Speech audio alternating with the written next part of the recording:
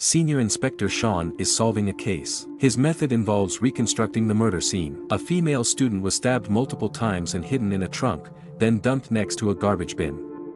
Sean starts by chopping at some pork, then instructs someone to put him in the trunk and throw him down the stairs. After repeating this process several times, Sean emerges from the trunk and deduces that the murderer is the owner of an ice cream shop. Sean has this unique ability to solve cases using methods that others can't understand. On the day of the police chief's retirement, everyone gives him special gifts. Sean's gift is the most unique. He walks up to the chief and uses a small knife to cut off his own ear, handing it to the chief.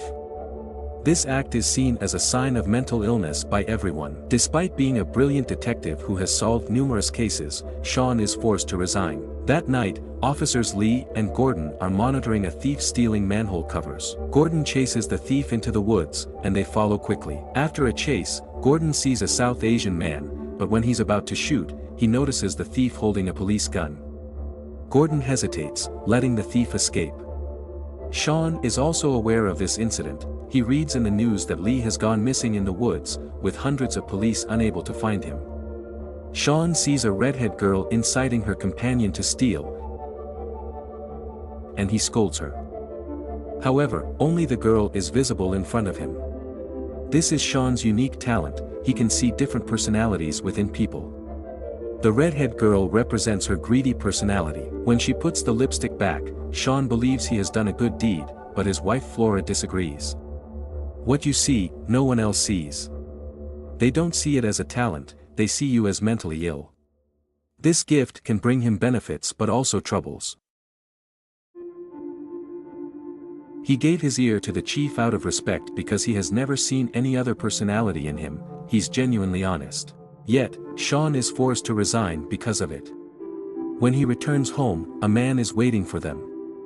Andy, from the West Kowloon Serious Crime Unit, has come to see Sean for help with solving a case. 18 months ago, Lee disappeared with his gun, and only Gordon emerged. After the incident, there were several gun-related cases closed, 2 of which involved shootings, with bullet casings confirming they were from Lee's gun. Andy has been searching for clues for over half a year with no luck, so he has come to seek advice from the brilliant detective Sean. However, Flora doesn't want him to get involved with police matters again, leading to an argument between her and Sean. Andy feels frightened by Sean's behavior because there's only the 2 of them in the room, with no sign of Sean's wife.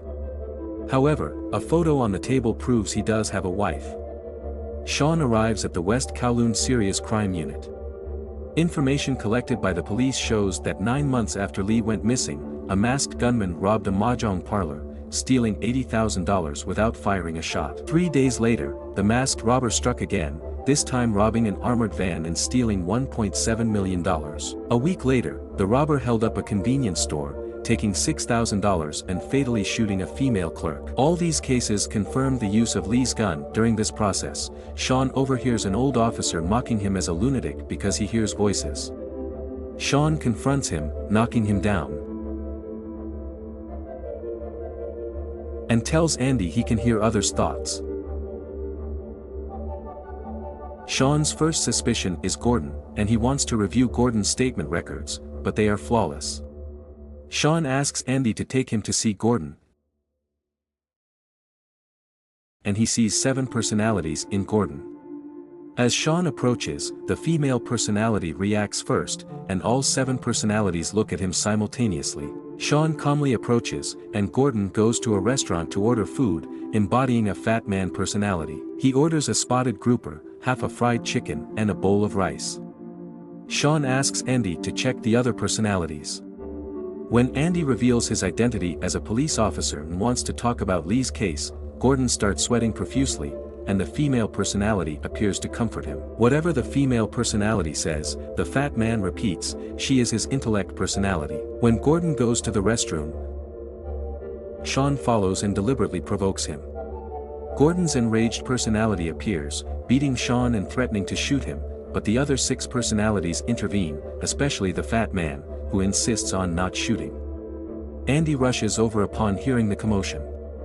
Once the intellect personality takes control, Gordon calms down and puts away the gun. Sean asks the fat man why he can't shoot. The fat man panics as soon as he realizes Sean can see him. The female personality insults Sean as a lunatic, then leads everyone away.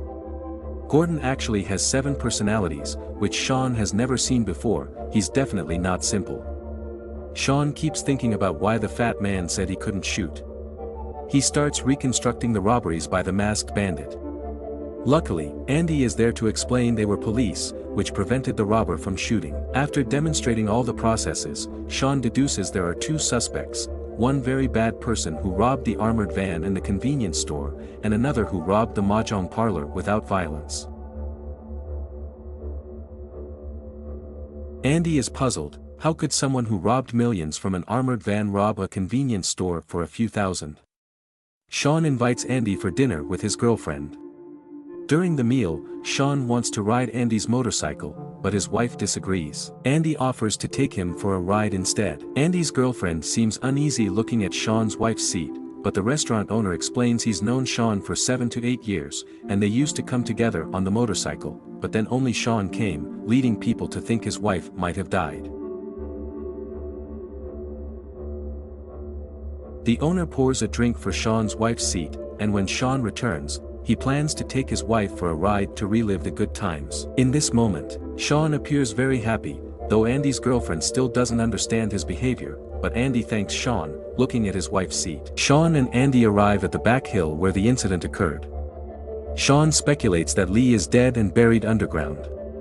They dig a deep hole, and Sean decides to bury himself alive to experience what happened. However, Andy insists on trying it himself. While others see Sean as crazy, he sees Sean as a great detective and wants to mimic his behavior when solving cases at the police station. Andy sees Sean as his master, but Sean tells him, "You are not me."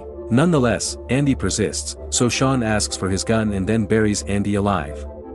At this moment, Sean sees Gordon and asks if he's looking for his gun. Gordon asks, "Can you see me? I've been lost for so long, I can't find my way out." Sean tells him he's been there for 18 months, calls him Gordon, tells him he killed Lee, and Gordon asks, "Why did I kill Lee?" Sean doesn't know the reason yet but thinks it's related to the gun. He drives away to continue investigating. This is Gordon's lost kind personality.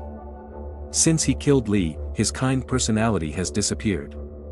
Andy emerges from the ground but finds Sean missing, with his gun still in him, which could spell trouble if he's committed a crime. He rushes to Sean's home, but no one answers the door, so he sneaks in through the window and finds himself in Sean's room, covered in newspapers with real crime news. Suddenly, a woman appears behind him, and Andy recognizes her as Sean's real wife, who reveals her identity as a police officer. She asks Andy why he's there, and Sean hasn't been to the psychiatric clinic for 6 months. The doctor asked his ex-wife to check on him, so she throws Sean's medicine at him, declaring him mentally ill. Andy is now confused about whether to believe Sean. Meanwhile, Sean is at the restaurant Gordon once visited, ordering the same meal. He eats until he vomits but finds no clues. Then, a car accident occurs outside involving South Asian individuals. Sean realizes he's been overlooking a clue: the South Asians. He goes to the police station where Gordon works, wearing Andy's badge to search for recent case files. Sean finds that Gordon only handles minor cases, yet there are many files on South Asians on his desk. He asks how often they check their colleagues' guns. They say once a week, but others reveal they only glance at them, never checking the gun numbers or bullets. Sean rudely opens Gordon's cabinet and finds lots of money inside. Then, he opens the adjacent closet and discovers information on the South Asian people who stole the manhole covers. Afterwards, he leaves. Gordon witnesses everything from outside the window but remains silent. Sean arrives at the crime scene, buries himself alive, and recreates the events of the incident. Gordon and Lee were chasing the South Asian people, and Gordon realized he had lost his gun. Lee wanted to report it to the police. A police gun is crucial, and Gordon was interviewing for a promotion. If he reported the loss, he'd lose his chance. At that moment, he embodied his cowardly fat man personality. Despite Lee's insistence, Gordon, in a fit of rage, bludgeoned him to death with an iron rod and took his gun. However, police guns have serial numbers, so even if Gordon took it, it would be useless. When he saw the South Asian about to shoot, he realized the gun the South Asian held was his own. His intellect personality intervened, intentionally letting the South Asian go. Gordon went to the police station and swapped Lee's serial number with his own, so no one would know he lost his gun. Sean also saw Gordon's 7 personalities chasing a child. They took the child's gun and killed him. Sean woke up in a fright.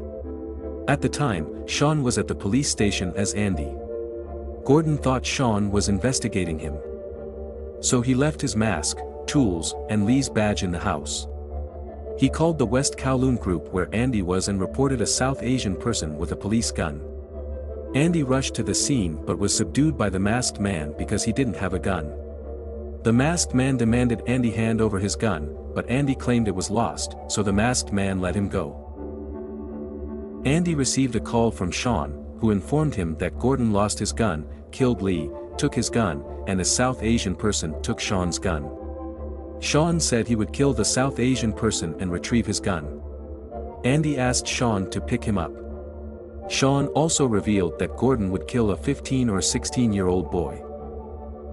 Andy hadn't seen the boy but realized he was the one when he saw Sean. After Gordon's intimidation, Andy developed a cowardly childlike personality. Sean told Andy about the attempted murder, and Andy became terrified. Sean understood Gordon's intention was to steal Andy's gun, but Sean had taken it, saving Andy. Andy was terrified and regretted asking Sean for help. Sean heard his wife's voice, telling him to return the gun to Andy and not get involved, as he would be killed by Gordon. Andy stopped trusting Sean, claiming Sean didn't have a wife, the wife he saw didn't exist. Andy tried to forcefully retrieve the gun, so Sean knocked him down with his head and drove away. Sean's ex-wife found him, claiming to be his imagined wife, but she just wanted him to leave.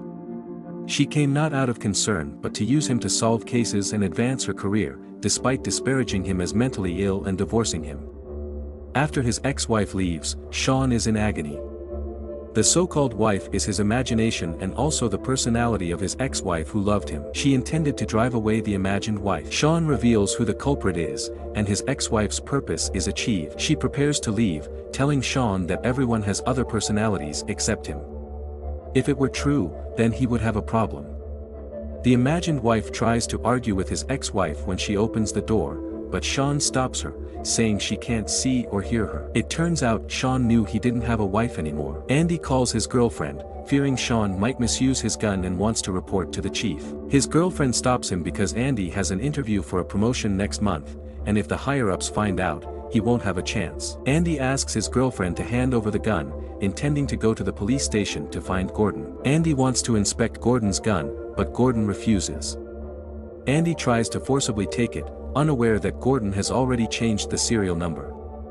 Now Andy completely distrusts Sean. Gordon must kill Andy now. He tells Andy he's found the hiding place of the South Asian people and asks him to go with him to catch them, promising that once they catch them, everything will be clear. Andy agrees in a daze. In the car, Andy tells Gordon about his 7 personalities. The 7 personalities glare at the child, and Sean senses Andy is in trouble, sending him a warning text. But Andy no longer trusts him and shows Gordon the message as a joke. After arriving at the South Asian's hideout, they find lots of money in his room. Now Andy truly believes it was the South Asian who killed Lee and committed the robberies. They start searching for him in the room. Sean notices Andy isn't responding to his messages and calls him, warning him again to be careful of Gordon. Andy is once again confused about who to trust. He calls Sean back, and Sean is nearby. The phone call inadvertently reveals Sean's location. A scuffle breaks out between the 4 men, with Gordon pointing his gun at the South Asian, Sean aiming at Gordon, and Andy pointing his gun at Sean. Gordon's 7 personalities emerge simultaneously, with Andy being the key figure now. Both Sean and Gordon try to make Andy believe in them. The South Asian speaks up, telling everyone that Gordon killed Lee and Gordon can only shoot. Just as Sean is about to shoot Gordon, Andy shoots and knocks him down. Gordon retrieves the gun from the South Asian and first shoots him, then aims at Andy. Sean, still alive, gets up and fights back against Gordon. They exchange gunfire. Sean approaches Gordon, who is frightened and drops his gun. A voice in his head tells him to drop the gun, as shooting would make him no different from others.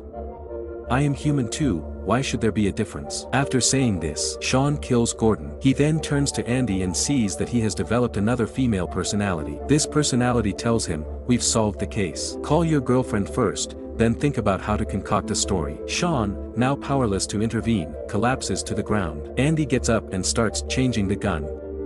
After loading a new round, he calls his girlfriend to come over. However, he senses something is wrong, so he changes the gun again, and again, until he finally feels satisfied. Each time he changes the gun, it represents how he will stage the scene of the death, ensuring he remains detached and becomes the sole beneficiary of this case.